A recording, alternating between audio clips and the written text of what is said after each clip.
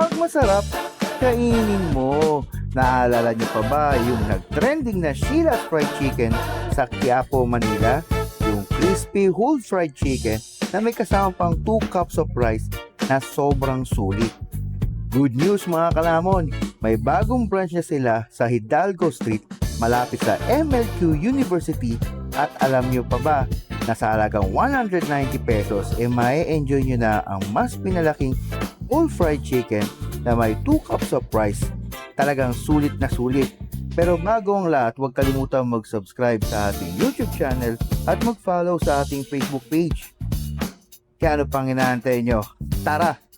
Lamon na! At nandito nga tayo sa Hidalgo Street sa bagong pwesto ng Sheila's Whole Fried Chicken.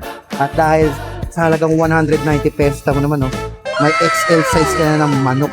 At may kasamang dalawang rice pa rin, katulad pa rin ng dati, di ba? So yung manok nila, ganun pa rin, hindi pa rin nagbago kahit may bago ng pwesto. Oh. Crunchy pa.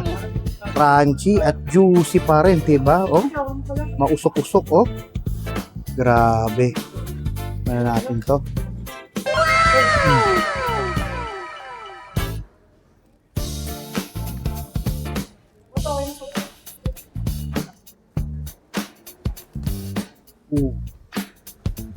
Grabe. Usaw natin sa green tea.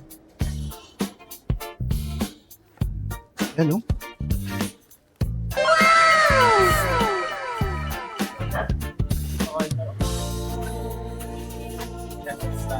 Ay grabe.